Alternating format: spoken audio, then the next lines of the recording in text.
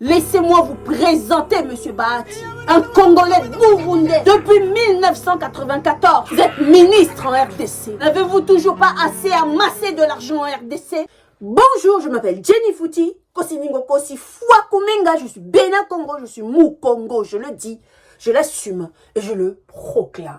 Ce message est pour Monsieur Bahati. Mais tout d'abord, je vais faire appel à tous les Congolais, plus précisément à chaque province de la RDC. Car le Katanga n'est pas à vendre, le Kivu n'est pas à vendre, le Kasaï n'est pas à vendre, l'Équateur n'est pas à vendre, le Congo central n'est pas à vendre. Nous avons lutté ensemble pour l'Est du pays. Et nos frères de l'Est comptaient sur nous. Nous avons tous marché, protesté, contesté, dénoncé dans le monde entier. La population de l'Est est restée sagement dans leur coin en attendant un mot d'ordre qui viendrait du gouvernement central, c'est-à-dire une déclaration de guerre au Rwanda qui nous attaque. Malheureusement, après tous ces efforts, nous avons été contraints de leur regarder se faire massacrer, chasser de leurs terres, piller de leurs ressources. Et c'est de cette même façon que aujourd'hui nous sommes obligés de regarder le Nord Kivu se faire balkaniser au nom de l'État congolais, au nom des multiples deals fantômes de Monsieur Tshilombo. Et cette déclaration de guerre tant attendue pendant 21 ans n'est jamais arrivée. C'est-à-dire la déclaration de guerre contre le Rwanda, malgré multiples preuves que c'est le Rwanda qui nous attaque. Mais aujourd'hui, le Nord Kivu est en train d'être balkanisé. Bunagana balkanisé. Rumagabo balkanisé. Kibumba balkanisé. Les M23 sont toujours sur nos terres. Et ceux qui ont le malheur de protester, contester sur nos terres congolaises sont traqués par l'État congolais. Les Congolais à l'Est qui, par leurs propres moyens, prenaient courage, se rassemblaient pour former des groupes, pour protéger leurs terres, ont été interdits de prendre les armes pour se défendre par le gouvernement. Sont-ils complices? Peuple congolais, nous avons tous échoué. Nous n'avons pas pu sauver l'Est du pays sur ce mandat de Monsieur Tshilombo. Nous n'avons pas pu sauver l'Est de la balkanisation, malgré nos marches, nos dénonciations, nos protestations, nos mises en garde. Nous regardons encore aujourd'hui, impuissants, les frontières RDC-Rwanda, RDC-Ouganda disparaître, car le gouvernement a signé des deals pour créer des zones tampons sur nos terres. Comme l'avait dit M. Tshilombo, que notre pays ne fera plus qu'un avec l'Est de l'Afrique. De la même façon, nous avons vu le Kasaï se faire vendre, déposséder de la Miba. Et nous n'avons pu rien faire. Et nos frères du Kasaï ont été pillés, dépouillés de leurs ressources, en causant des modifications de l'environnement, des érosions par-ci, des érosions par-là, frappés par la famine, qualifiés par l'OMS comme le deuxième pays dont la famine frappe après le Yémen. Nous avons été une fois de plus spectateurs de l'exode kassaïenne, malgré nos dénonciations. Mais aujourd'hui, nos détracteurs regardent vers le Congo central. Ils ont commencé par créer l'insécurité vers le Mai-Ndombe, en nous faisant croire que les Bas-Congo, les Baïteke et les Bayaka se battent entre eux. Dieu merci,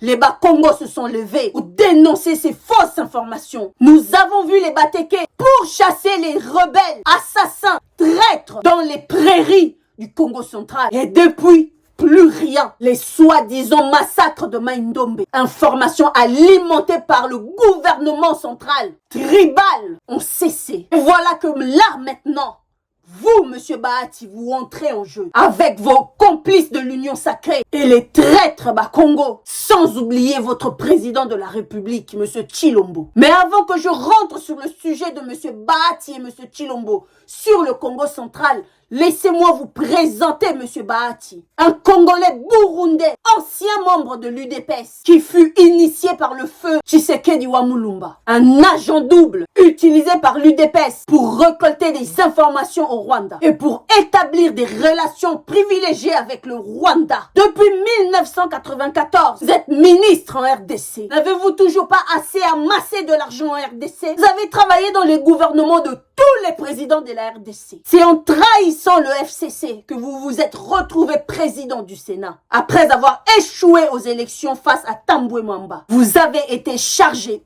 une fois de plus par l'UDPS de infiltrer le FCC en corrompant les députés pour identifier une majorité à l'Assemblée nationale en faveur de M. Tshilombo. Est-ce qu'un président du Sénat, dans un pays digne, peut nommer ses enfants abusivement dans les postes de responsabilité de la sorte? Le Sénat est devenu une entreprise familiale, ainsi que d'autres sociétés de l'État. Exemple, Bahati Arlette, conseillère financière du Sénat, dirigée par papa. DGA de la Société nationale d'hydrocarbures, Bahati Francine, membre du conseil administratif de la SONAS, Bahati Francine, assistant du directeur général de la SONAS, donc de sa sœur. Toujours Francine Bahati, membre du conseil administratif du CPCE, Conseil permanent de consultation économique. Bassem Christian, neveu de M. Bahati, nommé membre de conseil administratif du CPCE, il est aussi chargé d'études au ministère du portefeuille. Surtout, M. Bassem Christian est conseiller à la CNI.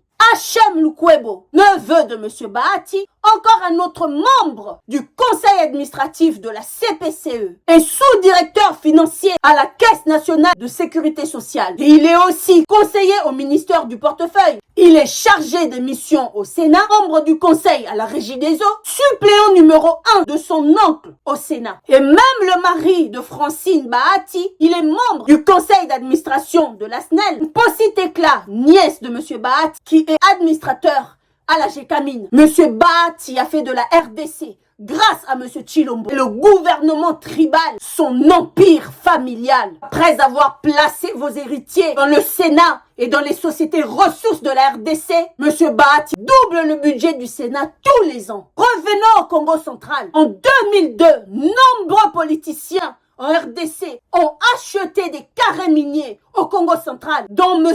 Bahati, plus précisément à Kimpese, où ils attendent le mot d'ordre pour commencer à exploiter en dégageant la population, comme Bahati a fait au village Kilumbu et autres. Congo central ne s'achète pas. Les terres des Bas-Congo sont inaliénables. Où est le serment de liberté que nous léguons à nos postérités pour toujours, que tous ceux qui étaient présents le 30 juin nous ont légué? Est-ce que vous, M. Bahati, à vous seul, votre fondation et vos sbires, Glory Panzu, colonel éditeur de Mbanzangungu, êtes-vous capable de briser cet héritage? Et vous, M. Guy Bandou, êtes-vous complice? Jusque-là, votre silence fait du bruit. Ne savez-vous pas que votre ministre provincial de l'Intérieur s'attaque déjà aux femmes Bakongo? Les menaces qui traquent au champ, le savez-vous? Ils font exactement ce que M.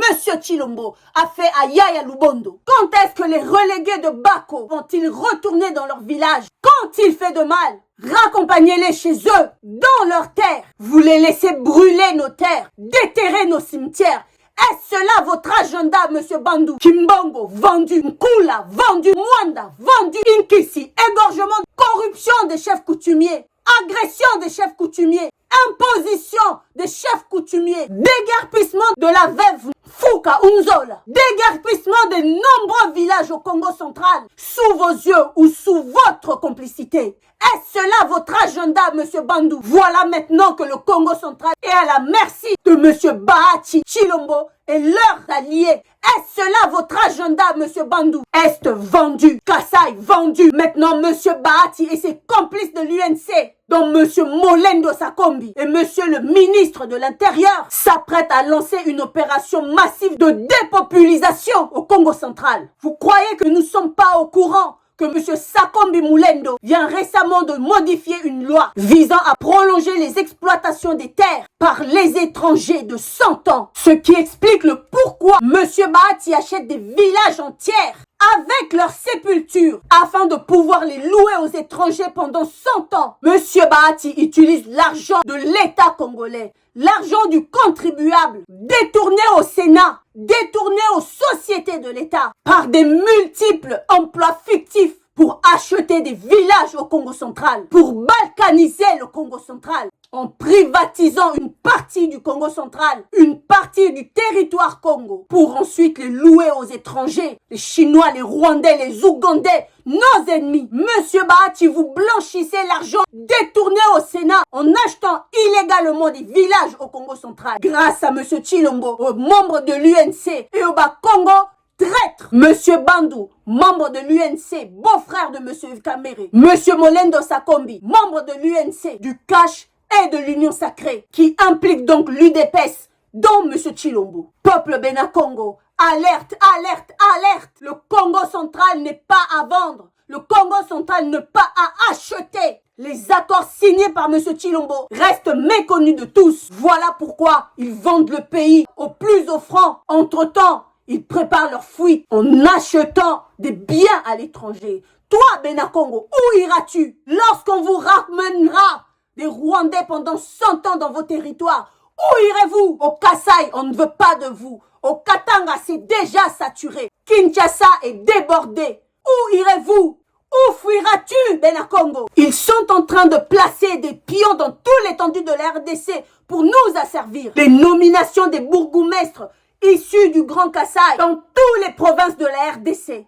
Pourquoi, peuple congolais, ne laissez pas les bourgmestres kassaïens exercer dans vos provinces tant qu'il n'y aura pas un bourgmestre Mukongo au Kasaï, un bourgmestre de l'Équateur au Kasaï, un bourgmestre Swahili au Kasaï, un bourgmestre Katangais au Kasaï. Trop, c'est trop. Les Benakongo est un peuple noble. L'esclavage, pas chez nous. L'exode, pas chez nous. Les massacres, pas chez nous. La balkanisation, pas chez nous. Chassez les Minginzila dangereux. Chassez les chefs coutumiers corrompus. Bahati achète les terres. Bahati achète les villages. Brûle les villages. Chasse les Benakongo de leur territoire. N'est-ce pas l'exode de Benakongo qui veut commencer? À l'Est, ça a commencé pareil. Ils ont commencé par acheter des villages, puis par chasser les habitants par la force. Après, ils ont formé des groupes armés pour sécuriser les villages illégalement acquis, pour les exploiter et maintenant pour les balkaniser. Benakongo, fait attention. Prochaine étape, c'est à Kimpese, une ville qui engorge des minerais rares. C'est pour cela que maintenant, ils chassent les habitants de Kimpese. Faisons barrage à ce calendrier diabolique que nous prépare Monsieur Bahati et Monsieur Chilombo. Prenons courage comme nos frères Bateke. Montrons-leur que nous sommes capables de les chasser de nos terres. N'attendons pas la réaction du gouvernement complice. Lèvons-nous maintenant, femmes, hommes, enfants. Protégeons nos terres. Ma belle de Kimbangu, de Kimpavita, de Nzezalandu ne tombera jamais.